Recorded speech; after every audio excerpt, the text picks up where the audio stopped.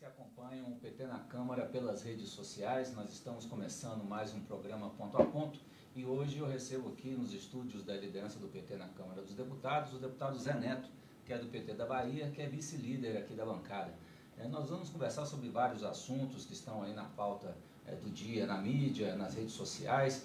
Vamos conversar sobre o Minha Casa Minha Vida, uma vez que o deputado é um grande entusiasta desse tema, grande defensor do programa, que foi aí um dos carros-chefes dos nossos governos do PT. Nós vamos conversar também com ele sobre a reforma da Previdência, que está ainda em tramitação aqui na Câmara. Vamos conversar sobre outros problemas sociais que o nosso país enfrenta, principalmente o desemprego, a questão do salário mínimo e também a questão do julgamento do ex-presidente Lula, que ocorreu ontem no STJ.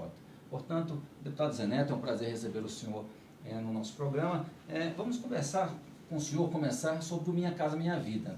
Hoje ocorreu pela manhã uma audiência pública, da qual o senhor foi o requerente dessa audiência pública. Ela aconteceu por uma iniciativa do senhor e teve uma declaração lá que repercutiu do ministro do Desenvolvimento Regional, Gustavo Canuto. Ele disse, inclusive, que só tem recursos para tocar o programa até o mês de junho e que se o governo não liberar mais recursos, o programa simplesmente acaba. Como que o senhor vê um programa social, o maior programa habitacional da história desse país, correr o risco de acabar logo agora em junho por falta de recursos? Em verdade, saudar todas e todos que nesse momento nos dão a audiência, é um prazer falar com vocês. Hoje foi a audiência, foi uma audiência que reuniu 4 comissões, e dentre elas a de desenvolvimento urbano, foi quem chamou essa audiência. A nossa lá do desenvolvimento econômico será amanhã. A de hoje foi mais para os parlamentares e discutiu diretamente com o ministro de Desenvolvimento Urbano, que inclusive deu esse depoimento. A nossa vai ser amanhã, 9h30, e lá na Comissão de Desenvolvimento Econômico, e nós vamos trazer esse debate. Aí ele vai ter representante do Ministério da Economia, o presidente da Caixa Econômica já garantiu a presença, já afirmou que vai estar presente. Vamos ter também representante da Confederação Nacional da Indústria, da CNI. Vamos ter representante da Câmara Brasileira de Indústria e Construção Civil, da CEBIC. Vamos ter representantes lá da Coordenadoria de Estudos de Construção Civil, do Instituto Brasileiro da Economia, da Fundação Getúlio Vargas.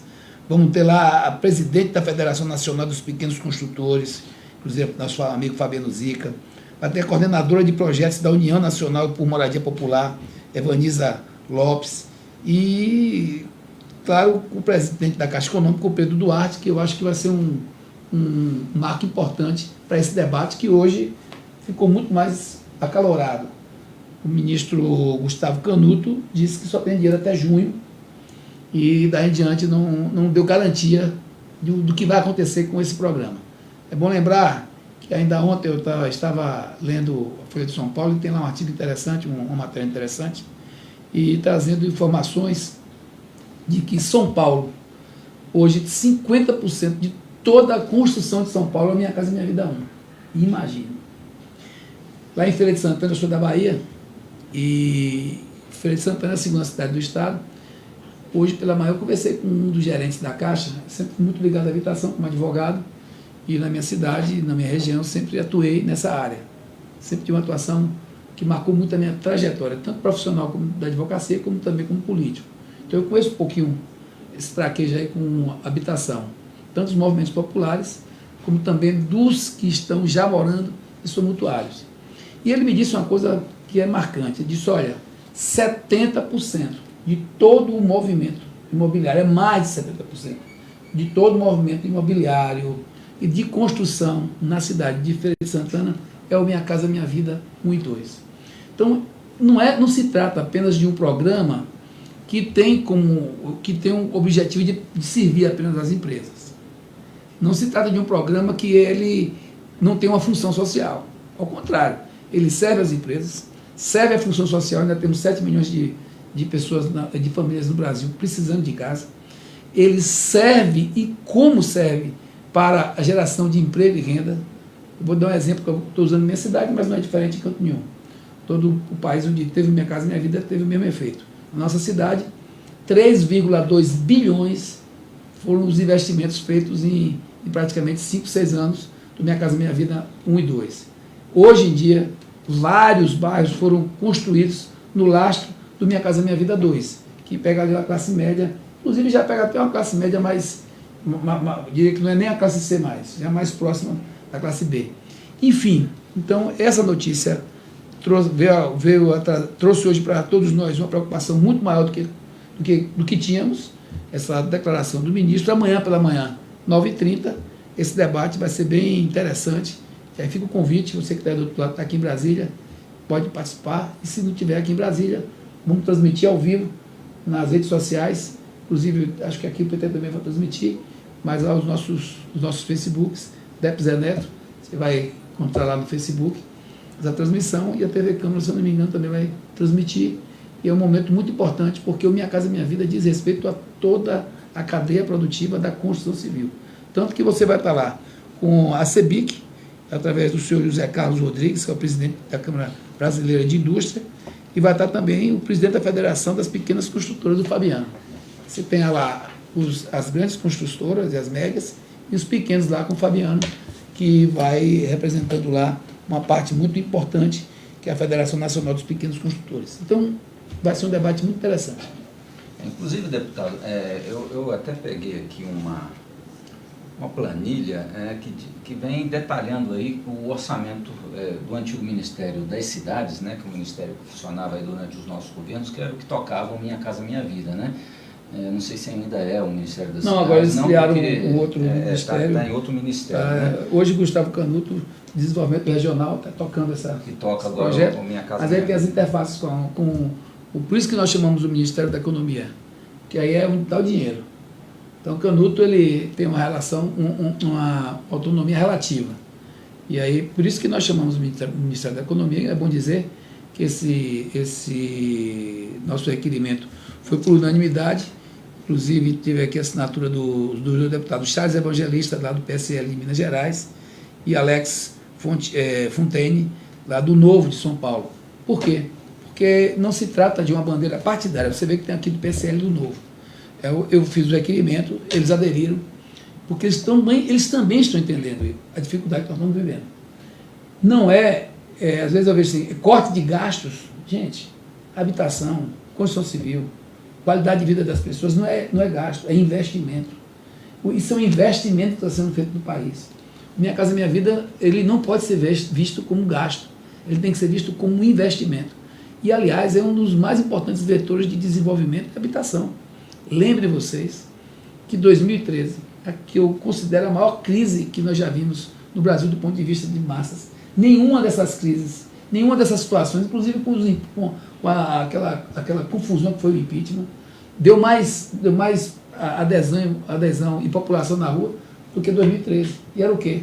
Era estrangulamento urbano, uma das grandes temáticas daquela combustão que nós vimos nas ruas em 2013, era mobilidade, habitação, as condições humanas das pessoas nas grandes cidades. Então, esses temas todos estão sendo trazidos agora para serem refletidos, como eu disse, amanhã pela manhã, 9h30, eu acho que vamos ter muito que conversar, muito que cobrar. O governo coloca que parece que tudo está em torno da Previdência, e não está. Nós temos que pensar como é que o mercado vai se comportar. Inclusive, essa Previdência, ontem eles aprovaram na Comissão de Justiça, vai agora para a Comissão Especial. Vamos ter 40 sessões do plenário para contabilizar essas 40 sessões, para que essa Comissão Especial possa levar a proposta definitiva para o plenário votar. Nesse tempo, nós vamos conversar muito sobre para onde iria, porque não vai passar, eu tenho a impressão que muita coisa não vai passar do que eles queriam, mas para onde é que iria esse dinheiro? Porque até agora ninguém sabe. Então o país está paralisado, a gente vê reclamações em vários setores, reclamações inclusive de setores empresariais, e esse momento da construção civil, eu acho que é um dos mais delicados, porque é injeção na veia. Construção civil é geração de emprego direto. Quando você para a construção civil, você cria uma situação gravíssima. Então, vamos para cima. E hoje, inclusive, saiu uma pesquisa aí do CAGED, né, que é o órgão aí do Ministério da Economia, o Cadastro Geral de Empregos que nos deu a informação de que apenas no mês de março nós tivemos 43 mil vagas de trabalho formal, ou seja, com carteira assinada, que foram simplesmente extintos, né, deputado? E nós sabemos que o desemprego já bateu na casa dos 13 milhões, está aumentando, né? E justamente no momento em que o mercado dizia que iria aumentar por conta da reforma trabalhista que foi aprovada. Então, num momento como esse, em que o desemprego aumenta, você ainda tira recursos justamente de um dos setores que mais emprega a mão de obra, que é justamente a construção civil, você está levando o país para o caos, né, deputado? Olha, a evolução do orçamento do Ministério das Cidades, do antigo Ministério das Cidades, no tocante a... Eu digo antigo porque estava lá, né? Agora está aqui. E ele sai de 15,7 bilhões. Isso aqui a gente tem em 2014, fim do governo Dilma. E em 2019 a previsão é que ele fique em 4,2 bilhões. Previsão. Não tem nenhuma garantia de execução. Então você veja a diminuição desse recurso. Então são números absolutos. Os investimentos caíram e muito, infelizmente. E isso eu estou falando aqui só do moradia digna, para dar um exemplo de como esse tema habitação, esse tema construção civil, que aliás acaba afetando diretamente também o setor imobiliário. Não se engane, eu assisti de perto lá na minha cidade, vários bairros nasceram. Um bairro lá chamado Sim, onde eu moro inclusive, não existia. Hoje você tem lá 95% das casas vieram do Minha Casa Minha Vida. 2. E uma parte lá para trás do 1. Aí você vai, Bangabeira, não sei, várias vilas novas, Conceição, enfim, eu diria que vários bairros, porque as pessoas não vão conhecer, eu estou dizendo aqui para só florear o que eu estou dizendo. Mas esses bairros todos são de classe média. Se tornaram referência, inclusive, de bem-estar da população. Esses investimentos, então, são super úteis, tanto do ponto de vista do enfrentamento das dificuldades de habitação, tanto das famílias mais pobres, como da classe média, como também na geração de emprego e renda e desenvolvimento do nosso mercado imobiliário, que bombou. Eu estava conversando agora há pouco com o Haddad. Ele me disse, olha, lá nós fizemos em São Paulo uma revolução. Fizemos um plano diretor, nesse plano diretor nós colocamos a habitação como prioridade. E caminhou bem. Você vê agora está estagnando. E, como eu te disse, enxergar isso como gasto está errado. São investimentos importantes, já são na veia nas cadeias produtivas, nas cadeias econômicas e, com certeza, na melhoria de qualidade de vida das pessoas, que quando não tem, é óbvio que o cidadão que não tem uma casa para morar, que não tem uma condição digna para morar, é óbvio que a família dele vai estar muito mais vulnerável a ter problemas de saúde, vai estar muito mais vulnerável a situações relacionadas à violência, relacionadas ao bem-estar e outras situações que, do ponto de vista urbano, acaba ficando muito mais caro você ter uma pessoa, uma família em uma situação precária de sobrevivência. Deputado, o senhor falou aí da questão da falta de orçamento para se investir num programa da mais alta importância, que é o Minha Casa Minha Vida, a questão habitacional, mas o governo também está querendo tirar aí recursos também de uma área que é de extrema importância para o brasileiro, que é a questão da Previdência Social, né? Aliás, a reforma da Previdência está tramitando aqui na Câmara dos Deputados. Nós tivemos aí, na última noite, inclusive, a aprovação na Comissão de Constituição e Justiça, né? O ministro Paulo Guedes diz que vai fazer uma economia, quer fazer uma economia de 1 trilhão e 100 milhões. 1,1 trilhão, 1 trilhão e 100 bilhões, e disso quase 80%, 86%, em torno de quase 86% vem do BPM, o benefício, todos sabem a importância que tem para a vida das pessoas, principalmente as mais carentes ou que têm algum problema de saúde. E do outro lado, rural, do regime geral, que atinge de morte aí quem ganha até 3 salários mínimos, principalmente os trabalhadores rurais. Quer dizer, os mais pobres vão pagar uma conta onde a economia feita vai retirar 86% desse dinheiro de onde? Dessas pessoas. Agora, o interessante é que o empresário que está aí do outro lado não entendeu. Não vai pegar só no pobre. O dinheiro mais rico que esse país tem é o dinheiro das pessoas mais pobres. Sabe por quê? Porque é um dinheiro que ele não é guardado, ele não é investido no mercado financeiro. Que quando se investe no Brasil no mercado financeiro, não se paga imposto praticamente. Vai para o comércio. Né? Esse dinheiro das pessoas mais pobres vai para o comércio. Eu estava vendo um dado, a Bahia, ela tem 45 bilhões, eu vou dar o exemplo do estado que eu vivo, tem 45 bilhões, mais ou menos, de orçamento para ser executado, pouco mais. Vamos lá? Sabe quanto é que chega para a Bahia por ano, para manter todos os municípios? Todos os municípios são mantidos na Bahia com dinheiro do FPM, em grande parte. O FPM é o fundo, FPM, é o fundo que garante a toda a administração, fundo de participação dos municípios, do dia a dia dessas cidades. Pois bem, 9, mais ou menos, em torno de 8 e pouco, vamos botar 9 bilhões, arredondando. É o que chega para os 417 municípios baianos. Lembre que a Bahia tem um orçamento geral de um pouco mais de 45 bilhões por ano. Pois bem, 9 chega do FPM, que é o Fundo de Participação dos Municípios, para os 417 municípios. Lembrando que a cada 10 municípios brasileiros, que aí não é só Bahia, não é só Nordeste, não é só Norte, é o Brasil inteiro.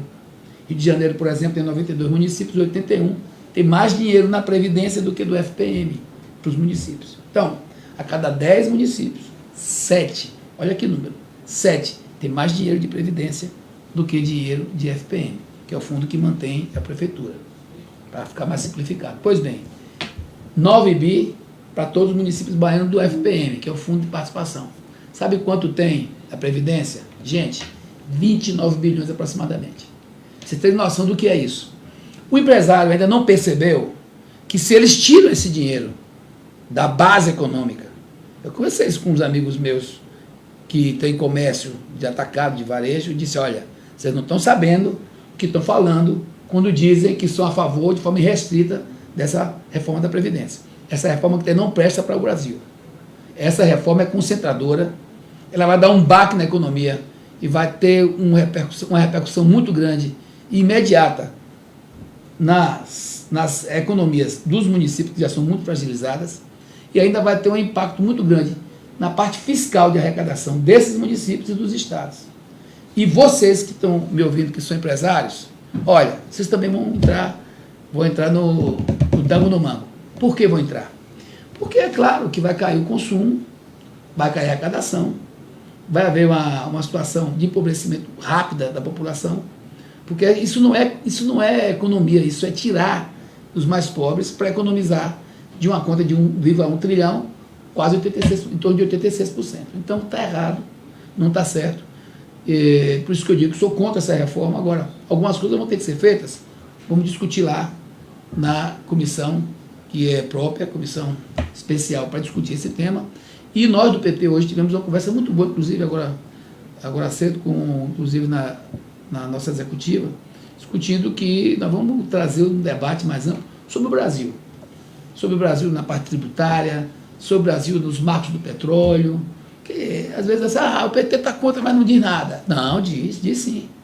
Nós temos projetos, programas que podem trazer para o Brasil uma melhor arrecadação. Nós, inclusive, temos que enfrentar uma política bancária que tem que ser enfrentada, que está imposto pelos bancos dentro do Brasil, no mercado financeiro, não está certo. Eles precisam pagar mais a conta do que ganham aqui dentro. Isso nós não conseguimos, na época que éramos governo, enfrentar, porque a base daqui do Congresso, todo mundo sabe, é mais conservadora.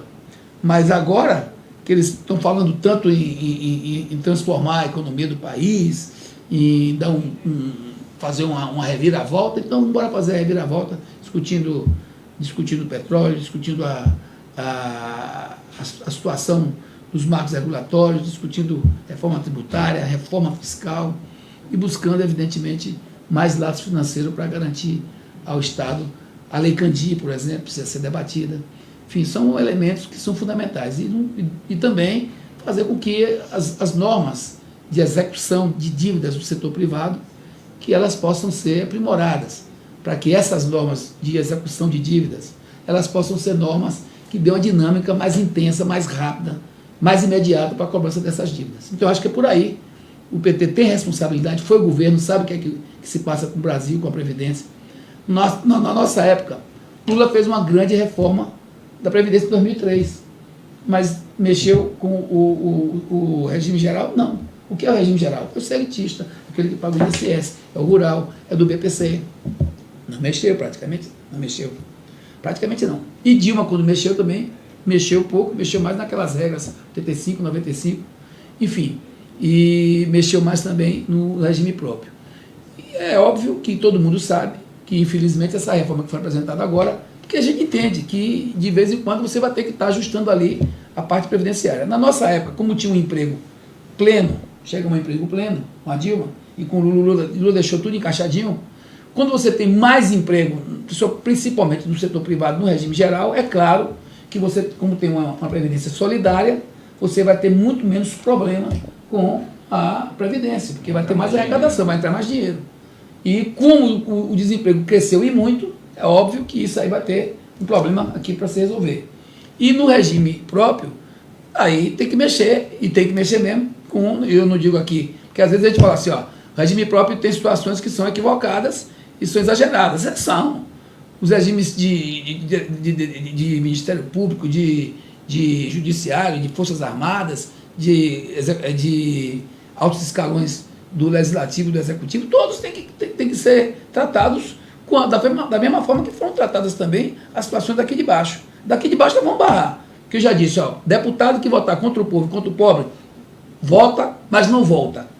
Se quiser votar, vota, mas não volta para cá. Não volta. Quem votou a reforma trabalhista, que todo mundo sabia que tinha muito engodo ali, tinha que modernizar as relações trabalhistas. Alguma coisa tinha que ser feita. Mas não fazer o que fizeram.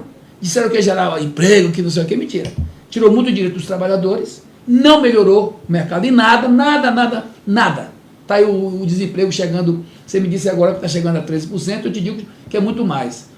Sabe por quê? Porque antes o desemprego ele contabilizava os desalentados. Mas lá vai ver agora o que é desalentados. Desalentados mudou o critério de formulação do que é desalentado. Então, se botar o mesmo critério do passado, vocês vão ver que tem muito mais desempregado do que apenas os 13% que eles estão dizendo. Então, em torno de 13%. Então, eu acho que a gente tem aí um momento dificílimo para o país. Nós temos que enfrentar essa questão da Previdência com responsabilidade que nós temos, e é óbvio que nós temos que discutir com o governo que, se ele quer realmente melhorar a arrecadação, nós temos como fazer isso sem precisar fazer uma reforma fiscal, tirando quase 86% da economia que vai fazer na Previdência das costas, ou dos orçamentos das pessoas e das famílias mais pobres. Agora imagina, esse dinheiro vem para cá, vamos lá? Chegou para aqui 1 trilhão e 100 bilhões dentro de 10 anos. Então vai estar em torno de 110 bilhões por ano. 110 bilhões vai ser do mercado, da mão das pessoas, do consumo, e olha que disso aí 86% vem do consumo mais dinâmico, mais intenso, que é o consumo das pessoas mais carentes, que não guardam dinheiro, gastam mesmo e cuidam da vida. Aí esse dinheiro sai de baixo do mercado, da circulação, do comércio, dos serviços, e vem para onde? Para Brasília. Aí vai chegar aqui em Brasília, e você acha que vai voltar para lá depois? Por onde mesmo? Por investimento de PAC, por investimento de infraestrutura, por investimento de projetos sociais? Eu não estou acreditando nisso. Porque está aqui, ó, vocês estão vendo, está acabando Minha Casa Minha Vida.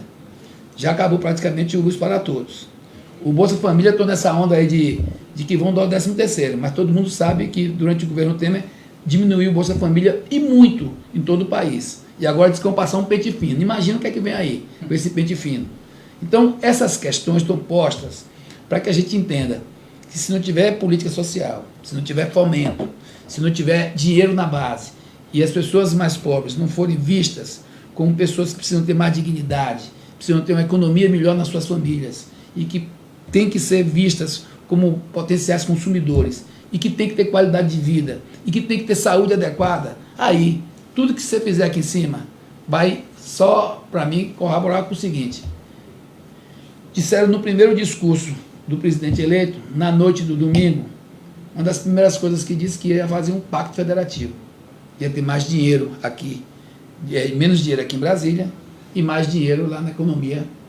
Era menos Brasília e mais Brasil, Brasília, alguma coisa assim. É assim? É. Menos Brasília e mais Brasil. Me desculpe, nada disso. É o contrário. É o contrário.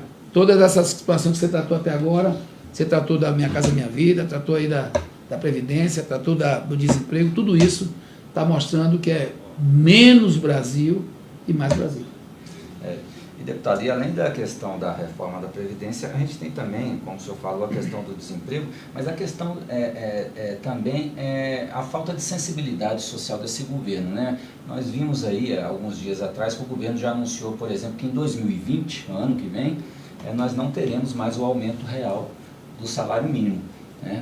O salário mínimo vai ter apenas a correção aí pela inflação, sendo que durante os governos do PT, Lula e Dilma, nós tivemos uma recuperação do salário mínimo, é claro que não aquela que todos nós desejávamos, mas foi uma das melhores recuperações do salário mínimo das últimas décadas que ocorreram no país. E simplesmente esse governo entra e anuncia que ano que vem nós não teremos mais aumento real, ou seja, não teremos aumento acima da inflação. Como que o senhor vê essa questão num país ainda que é tão desigual, onde tantas pessoas recebem o salário mínimo, e mesmo aqueles que não recebem o salário mínimo, mas muitas das vezes o seu salário, que às vezes é um pouquinho mais, é baseado na questão do aumento do salário mínimo também. Como que o senhor vê essa questão, principalmente o senhor que vem de uma região, que é a região Nordeste, que nós sabemos que muitas pessoas ainda sobrevivem do salário mínimo? Olha, quando o Lula fez a política de valorização do salário mínimo, foi de melhoria da qualidade de vida das pessoas e também do aquecimento do mercado e, olha, de um processo de melhoria do lastro econômico, do comércio, para a indústria, enfim, para tudo. E para que a gente tivesse uma melhoria na condição das pessoas de sobreviver com mais dignidade, de melhorar suas vidas e de ter mais poder aquisitivo. Porque o que é que melhora o mercado? Mais dinheiro circulando. E havia um poder aquisitivo muito baixo.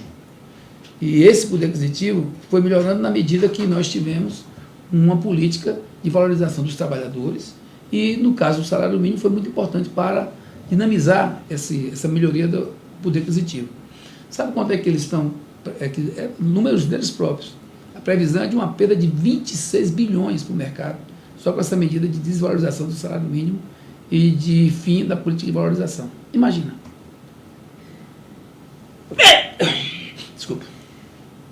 Então, esse é o processo que a gente tem que enfrentar, porque, olha, os setores médios da sociedade não compreenderam ainda. Cada medida dessa, aí o empresário, por exemplo, que tem lá uma mercearia, ele está pensando o quê? Vai ser bom para mim, porque eu vou pagar menos ao funcionário. Mas ele vai pagar menos, o vizinho vai pagar menos, o outro vizinho vai pagar menos, os empresários todos e quem tem os funcionários vai pagar menos. O que vai acontecer? Menos dinheiro onde? Circulando.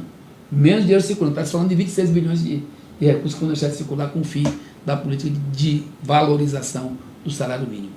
Quem é afetado? A indústria é afetada, o comércio é afetado, os serviços são afetados, a economia.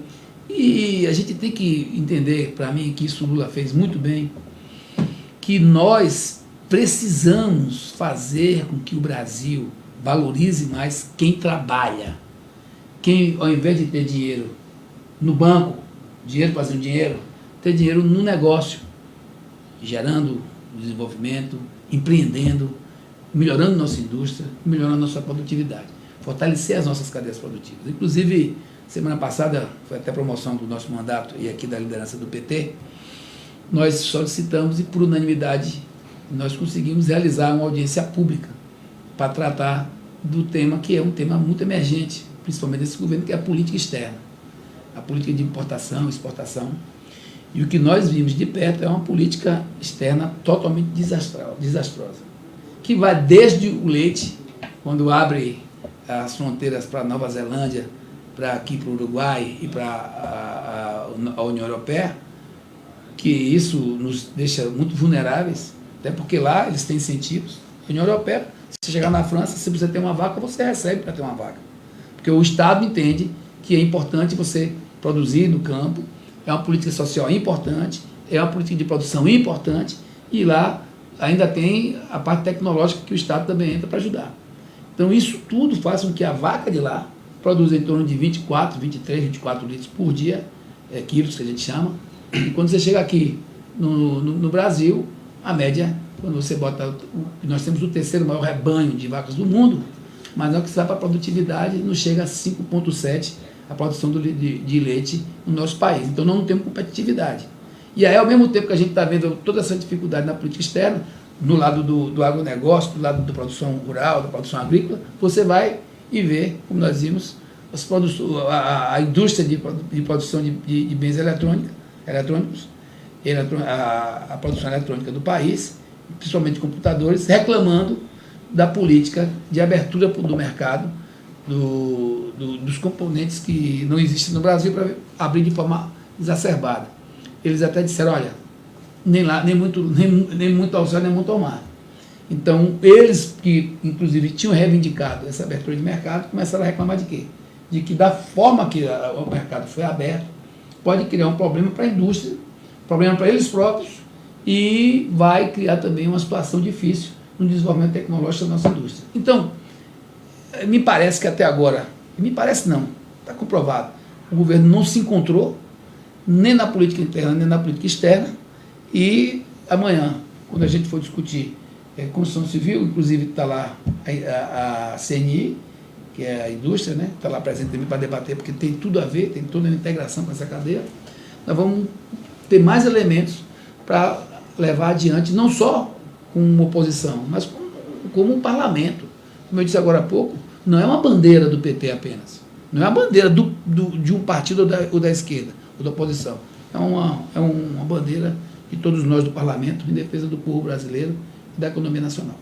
Agora, deputado, nós aqui falando de tantos problemas atuais que o país passa, e nós lembramos que não faz muito tempo, durante o período do presidente Lula, nós tivemos simplesmente a melhor era da história republicana desse país. Uma época onde nós tínhamos pleno emprego praticamente, onde as pessoas tinham a política de valorização do salário mínimo, e quem também não ganhava sempre conseguia aumentos salariais acima da inflação, o comércio funcionava, os empresários também ganhavam dinheiro, porque as pessoas conseguiam gastar o seu dinheiro, e nós vemos que tudo isso hoje é um sonho até um pouco distante diante da realidade que nós vivemos, até porque nós temos o nosso ex-presidente Lula, que fez tudo isso por esse país, está preso, atualmente preso injustamente, num processo onde movido por convicções e não por provas, como os procuradores de Curitiba falaram, tiveram a coragem de falar, condenado por atos indeterminados, como o juiz Sérgio Moro deixou claro, inclusive na sentença, e nós vemos que ontem nós tivemos aí um julgamento que reduziu um pouco a pena do Lula, quando deveria, na verdade, ter inocentado, até porque as provas não corroboram essa sentença, e nós já vemos aí uma certa movimentação do núcleo aí bolsonarista, já para pressionar a justiça e para tentar condenar o Lula nesse segundo processo do sítio de Atibaia, que diziam que era do Lula, mas que, na verdade, o próprio dono, inclusive, se apresentou e agora está até querendo vender o sítio, quer dizer, o sítio era do Lula, como que o dono vai vender? Eu costumo dizer que qualquer pessoa que tenha mínimo conhecimento racional do que está acontecendo, não é capaz de dizer no seu espelho o que diz em público. Os que são opositores a nós.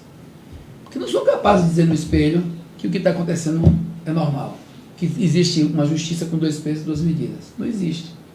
Situação calamitosa. E se existisse 2 pesos e 2 medidas, quem estava preso não era o Lula. E se existisse realmente o interesse de materializar as provas e mostrar quem é que tem patrimônio, começava logo pela turma que está no poder hoje e os filhos de quem estão aí, os que estão aí no poder. Porque basta ver lá o patrimônio que está declarado e basta ver de onde é que veio o dinheiro, porque não tem como justificar. Porque, me desculpe, eu sou parlamentar, se eu vivesse só do salário parlamentar e não tivesse sido advogado, não tivesse tido uma construção na minha vida, eu não teria o patrimônio que eu teria nunca.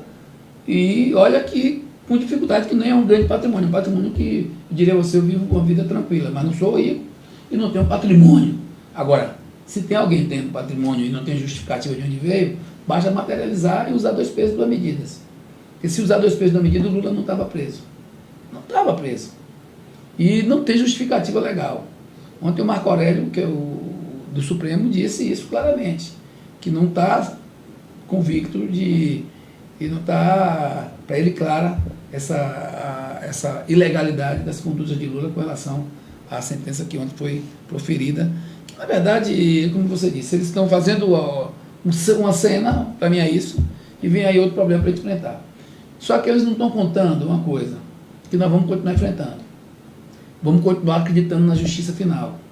E vamos continuar fazendo a disputa no país. Somos o maior partido, somos a maior bancada, temos uma grande responsabilidade com o país, temos um amadurecimento muito grande porque nós fomos governo, tivemos algum erro também. Eu acho que isso amadurece muito a nós todos, mas acertamos muito mais do que erramos. E os nossos erros, que não foram pelos nossos erros que nós estamos pagando o preço político e o preço de ver o nosso presidente Lula preso. Não foram por esses erros. Talvez os nossos erros fossem mais políticos. Talvez a gente tivesse que fazer uma reforma política lá em 2013, insistisse mais nisso, e não tivemos condição política. Fomos até mais derrotados do que propriamente errantes, mas aconteceu. E, enfim, a gente vive esse instante, um instante muito delicado da vida do país. Aqui no Congresso a gente está enxergando de perto como as coisas tendem a funcionar. Esse governo totalmente, eu diria esse desgoverno, que até que há um desgoverno, sem horizonte, sem orientação. E eu espero que na semana que vem em diante nós tenhamos condições de, pelo menos, buscar, junto a esse governo, e a respeito da proposta de previdência, os dados, os números e os estudos que levaram eles a ter essa proposta como uma salvadora da pátria. Isso que a gente espera, isso que nós vamos fazer. E vamos fazer um bom debate. Isso aí podem ter certeza, nós vamos tratar a coisa pública com a responsabilidade própria do PT. Você agora há pouco falou sobre o quanto o Brasil viveu momentos extraordinários com o presidente Lula. Nós chegamos a ser praticamente a sexta economia do mundo, né? Desemprego chegou, com Dilma, chegou a 6,4. Nós, no auge da crise em 2014, em dezembro, quando a gente chegou no fim do ano, que já tínhamos um ano difícil, que foi 2014, o déficit não chegava a 33 bilhões. Você vê que daí em diante foi 120, 130, e lá vai. E isso num processo de diminuição do emprego, o PIB lá embaixo. A produção industrial agora essa semana aí acusou a pior produção industrial desde quando foi medida, e isso com relação ao PIB do Brasil. Então é preciso que a gente tenha nesse momento muita serenidade, porque os destinos do povo brasileiro nunca estiveram tão dentro do Congresso e tão na mão desse parlamento como estão hoje. Pois é. Deputado, muito obrigado pela sua entrevista, por estar aqui debatendo esses assuntos conosco, e muito obrigado, meus amigos, minhas amigas que nos acompanharam durante mais esse programa Ponto a Ponto. E vamos nos lembrar sempre da nossa grande defesa. Gostaria que o deputado aqui segurasse junto comigo aqui, que é a defesa do Lula livre, né? Nós estamos aqui, o deputado Zé Neto e a bancada do PT, na defesa dos direitos dos trabalhadores brasileiros, né? Mas também não vamos nos esquecer dessa grande campanha Lula livre, que nós não podemos esquecer do maior presidente que esse país já teve. Lula não está preso por conta de nenhum crime. Lula está preso porque representou no país e no mundo um momento glorioso da democracia, dos interesses sociais, das políticas públicas inclusivas, do respeito à mulher, do respeito ao negro, do respeito ao índio e da valorização dos mais carentes. Foi quando a gente pôde ver que as pessoas mais pobres, quando têm um pouco mais de respeito e oportunidade, podem fazer o país que nós fizemos. Então, Lula livre é defender o Estado de Direito, é defender a nossa democracia, é defender a nossa soberania. Vamos que vamos. É isso aí, meus amigos. Obrigado pela audiência e até a próxima. E Lula livre.